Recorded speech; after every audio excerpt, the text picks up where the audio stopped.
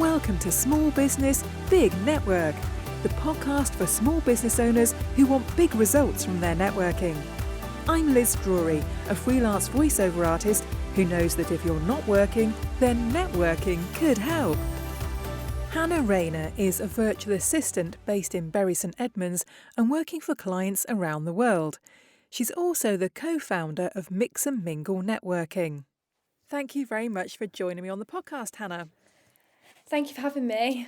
So Hanah, you're a virtual assistant and you're based down in Bury St Edmunds, but I guess being virtual, you can work for anybody anywhere, is that right?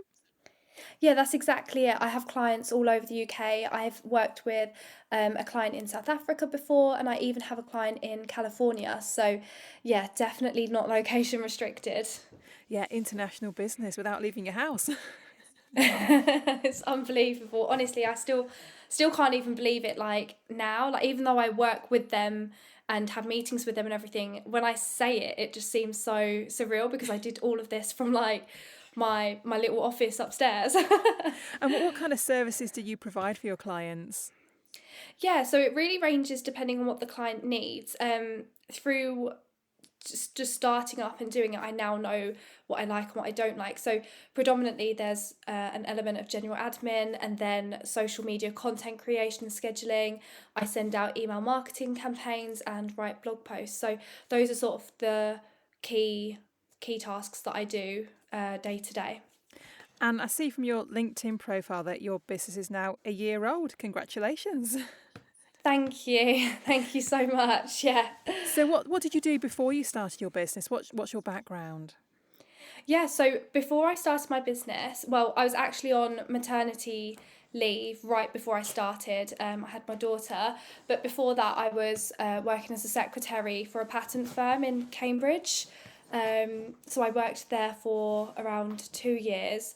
And before that, I was a PA to the director of a franchise. Sorry, it's my dog shaking.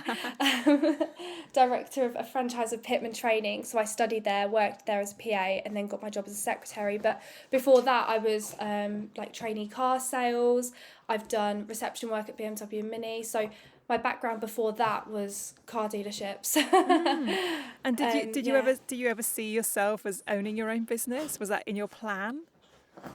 Do you know what? Deep down, I think yes, because my parents had always had their own business and I really looked up to my dad a lot when I was younger, and I always wanted to have my own business, but I wasn't particularly passionate about one particular service or product. So I generally thought, I probably couldn't do it. So when I heard about being a VA, I was so excited because it was something that I'd really looked up to in him and wanted to do for a long time, but wasn't sure how. And I guess being a VA, there's quite a lot of variety in what you do, which keeps it interesting, I guess. Yeah, that's the best part. Every single day is different. I like that my clients can set me tasks. We use a project management system, Asana, so they set me tasks and I will just crack on with them. We'll talk about the task in the meeting briefly, but generally day to day, they'll add notes or little to-dos to do that they want me to add in. And yeah, every day is different, but I really enjoy it. At first, I was a bit like, oh my gosh, how am I going to juggle all these different things? But you just do, and it's good fun. It keeps it interesting. And you've got your daughter to juggle around as well. Yeah, she keeps everything interesting for sure. She's at the point where no does not mean no, no means yes, and there's no other way past anything. It's always yes. Now, since your business is about a year old, you clearly started up during 2020, during the pandemic. How was that starting up when so many things were closed down?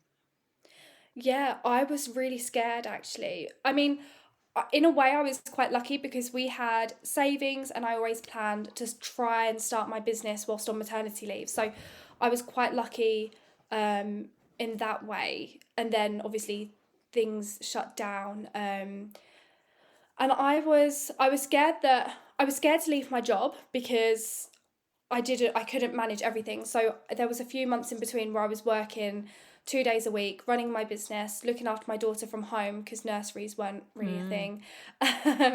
So it was really challenging. And then when I decided to take the leap and leave my job, I think that was the scariest part in the pandemic. But I was also quite lucky because I have quite a good working relationship with my old manager. So I knew that, you know, if all failed and I wanted to go back, I could potentially approach her again. So I was scared, but I wasn't too scared because I had lots of things set up that I thought, okay, right, it won't all be bad if it doesn't work out. But yeah, I was concerned. Yeah, nice to have that kind of backup plan if you needed it. Definitely. And I think with business, it's always good. I mean, you can always go in and not know what's going to happen, but it's good to have plan A, plan B, plan C, contingency plans just in case. Now, I know that networking is something that you're quite passionate about. Was that always the case, or did you used to network on behalf of your employer? I had never networked ever. And yeah, so when I started my business, I think this was around January that I actually plucked up the courage to go onto a networking event. And it was one of those where you go around and you do pitches, and I was absolutely terrified. And the actual pitching I hated, and I still really don't like pitching now. I get all nervous and I just laugh, and yeah, it's very awkward. It's a right mess. But that's why I created Mix and Mingle in the April, because I'm really good at chatting. I love chatting to all different people, getting to know their stories and all of that. And I wanted to create a place where it wasn't so, what's the right word? Maybe rigid. So it wasn't so, you know, you come on, you say your pitch and that's it. I really wanted to build a community where people can come on and generally get to know each other, which is what we've managed to kind of achieve with Mix and Mingle so far. So yeah, it's a lot more relaxed and less pressure. Yeah. So how did you go about getting it started? So I met my co-host Matt through networking. So Matt Sadler, so he does printing, and we're in completely different industries, but we just really got on quite well, and I had a one-to-one with him. And then I was driving through a McDonald's and I rang him and I said, do you want to go and create, you know, at the time we didn't call it Mix and Mingle, but I just said, you know, this networking event with me. And he had done quite a bit of networking because he started 1 month before me. So he'd already done some. And he was like, okay, I mean, we can talk about it. So yeah, so then he got on board and we were both really excited, and yeah, we just gave it a go. So tell me about Mix and Mingle. What's the format of it? Yeah, so people come on, they all start between 10 and 12, finish at 12. So people come on, we have sort of like introductions. Depending on the numbers, we'll either get straight into the mingling, or we'll sort of go round and talk about different things. Maybe we'll ask a question or speak about different businesses. And then they get a set amount of time to mingle and move freely between breakout rooms. Then we have a break and bring everyone back together. And by that point, some people would have, you know, started to drop off, or new people would have come on. So that's a good point to get everyone back together again. And then they go off and mingle till the end. So yeah, very chilled. Yeah, so you have a whole series of breakout rooms that everybody has access to, don't you? And you can choose which room to go in. Do you find that everybody kind of ends up in one room? Does that happen? They do. Straight away. And we did start actually putting people in breakout rooms to begin with and letting them move around on their own after that. But yeah, I tend to have to be like the policeman and go in and be like, you know, guys, break it up. But they're used to that now, so.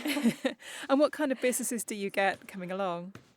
Yeah, so we get a real mix of people that come along to the events actually. So it tends to be small business owners, or you know, people that are just on their own.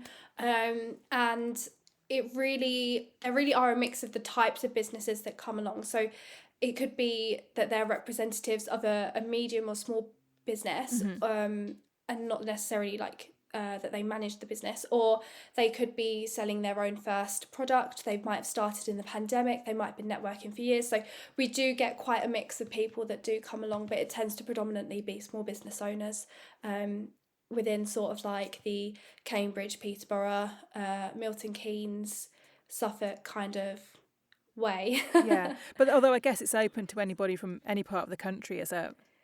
It really is. We've had a few people come from Essex or up north. We've had one from Manchester. So yeah, it's really not limited, but yeah. What kind of feedback have you had from attendees? Really good. Yeah, I think everyone, I mean, when I first started, I asked a lot for feedback, and I think that one, it's really good to hear everyone's feedback, because if someone doesn't enjoy it or it's not for them, that's absolutely fine. But it means that we can grow, and networking is still very new to me, so I'm always open to positive or negative feedback. But I've also heard of lots of people, booking in them one-to-ones, and building those connections after, which is always music to my ears. So yeah, lots of different feedback. I think mix and mingle is not going to be for everyone. There's lots and lots of different types of networking, and what we create with mix and mingle isn't so corporate. It's flexible and hopefully fun. Yeah. So it just depends. Yeah, everyone will feel differently about it. And has networking helped you to expand your client base in your business? Yeah, 100%. I've had a few referrals, and I've met so many different people, and obviously I've built the networking business with different people, so it's worked for that, but also a little bit for the VA side. So yeah, I'd say it definitely has, yeah. Now, obviously Mix and Mingle started as an online network. Do you see there being a real life element to it now that we can go back to meeting face to face? Yes, so as of October the 6th, we're having a face-to-face networking event in Cambridge. I don't know what the future holds for Mix and Mingle. I won't say too much. I don't know. Right now, I don't know. But we're going to take December to sort of decide, and then hopefully relaunch in the new year with our plans going forward. So I'm very excited for what it has to bring. But honestly, right now, I can't say what that has to bring. Well, it's been going well so far. That's what counts. So we take... Sorry. I was going to say we take each month as it comes. Yeah, well, I think that's the nature of life at the moment, isn't it? Yes, it is. So if anyone listening is interested in finding out more about the network, how can they find it? Definitely. So we have our website, so www.mix-n-mingle.co.uk, or we have our company page on LinkedIn. But I mostly post about our Mix and Mingle stuff through my LinkedIn account. So yeah. And how do people find out more about your VA services? So my web address for that is www.sterlingvaservices.co.uk. Again, I post mostly on Instagram for that. It's funny how I try and keep the two separated a little bit, but I do sometimes post a little bit about my VA services on LinkedIn. But yeah, it's the platforms are completely different, both very good. So yeah, Instagram for the VA services and LinkedIn for Mix and Mingle. Lovely. Well, thank you very much for joining me, and best of luck with Mix and Mingle, whatever the future holds for it. Thank you. Thanks for having me, Liz.